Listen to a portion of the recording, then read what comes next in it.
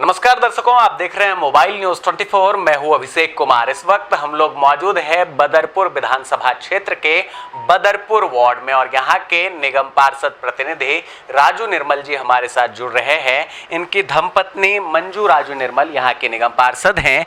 सबसे पहले बात करेंगे 15 अगस्त है कल, और इस उपलक्ष्य में इनके वार्ड में क्या कुछ तैयारियां की गई है, और उसके बाद दिल्ली की जो समस्या है, दिल्ली में जो राजनीतिक मुद्दा है, इन तमाम मुद्दे पर हम बातचीत करने वाले हैं। सबसे पहले तो चूंकि देश जो है 78वां स्वतंत्रता दिवस मना रहा है, तो इस स्वतंत्रता दिवस पर आपके वार्ड में क्या तैयारियां की गई है, वार्ड को स्वतंत्र बनाने के लिए क्या कुछ आप लोग कवायद कर रहे हैं? पहले तो सबसे पहले तो मैं आप सबका धन्यवाद करना चाहता हूँ, और आपके चैनल के माध्यम से पूरी जनता को, समस्त देशवासियों को आज हम 78वां मना रहे हैं, स्वतंत्रता दिवस मना रहे हैं, और सबके लिए आप सबको शुभकामनाएं और बहुत बहुत बधाई।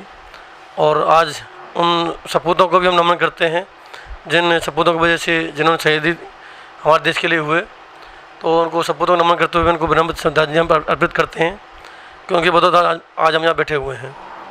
और साथ ही साथ में हमारे आगे आज जो एमटेक जो स्कूल थे हमारे, मैडम के साथ में जाकर हमने निगम पार्षद जी के साथ जाकर हमने ध्वजारोहण का प्रोग्राम किया कई जगह जाकर, और बच्चों से जाकर मिले और उनके पेरेंट्स से जाकर मिले, और बहुत अच्छा रहा प्रोग्राम रहा, और टीचर्स ने अच्छा अरेंजमेंट किया था और अच्छे से आज ध्वजारोहण हुआ था। आज बिल्कुल ध्वजारोहण हुआ था और लगातार कार्यक्रम जो है अनवरत जारी है। अभी भी समय मिला इनको, तो आज हमने समय लिया है। थोड़ा सा वार्ड के ऊपर हम लोग चर्चा ये करेंगे कि हमने कहा वार्ड की स्वतंत्रता। आपका वार्ड जो है, इसमें बहुत सारे एरिया ऐसे आते हैं जो स्लम में है, और खासकर अगर कहा जाए तो यहाँ पर अधिक मात्रा में गरीब तबका रहता है, और जल जमाव, साफ सफाई, तमाम मुद्दे पर आप देखेंगे कि लगातार आपके प्रयासों के बावजूद कहीं ना कहीं कुछ कमियां और खामियां हैं। तो इसकी स्वतंत्रता के लिए इस स्वतंत्रता दिवस पर क्या है? देखिए, सबसे पहले मैं बताता हूँ अभिषेक जी, जब ये वार्ड मिला था, ऐसा वार्ड मिला था हमें उस समय कि जिसके हमें बहुत काम करने की आवश्यकता थी, और हमने काम किया भी इसके ऊपर। बिल्कुल, आपने मुद्दे भी उठाए थे और जनता ने उस मुद्दे को समझा, और समझा भी उन मुद्दों को जनता ने, क्योंकि सबसे बड़ी बात ये हो जाती है कि जब आप जिम्मेदारी संभालते हैं तो किस रूप में जिम्मेदारी मिली है आपको। और जब ये वार्ड था तो हमारे पास खास साफ सफाई के मामले में अच्छा नहीं था, क्योंकि 8 महीने का गैप रहा था नगर निगम चुनाव के अंदर।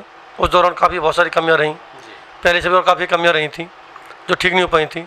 हमने आते ही सबसे पहले वार्ड के अंदर जेसीबी से बड़ी नालों की सफाई करवाई, जो लगभग 100 से ज़्यादा ट्रक हमने नालों में साफ करवा दिया।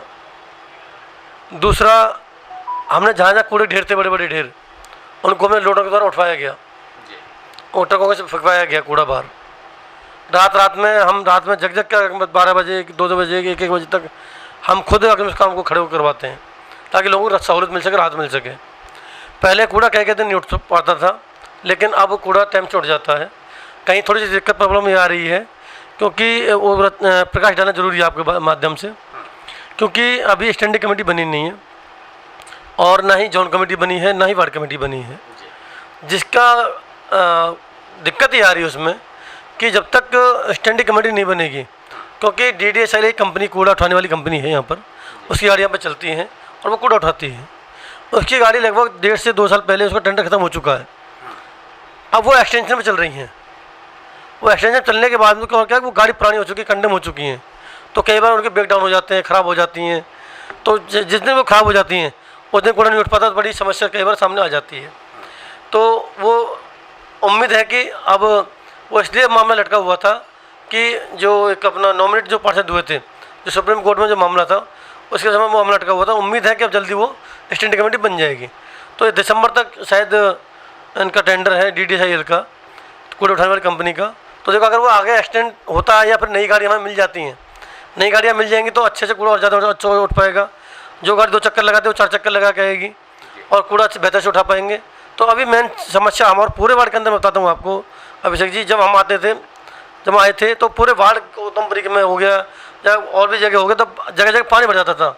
जल भराव होता था। बिल्कुल, और आजकल बारिश का दौर है। अगर आप गौतमपुरी वार्ड में अभी घूमते हैं, बदरपुर विधानसभा का जो बदरपुर वार्ड है उसमें अगर आप घूमें तो अभी जल जमाव आपको नाम मात्र किसी जगह पर हो सकता है कि क्षणिक जल भराव हो, लेकिन जल भराव से पूरी तरह बदरपुर क्षेत्र मुक्त हो चुका है आज के समय में। ये उपलब्धि आपकी है, आपने काम किया है।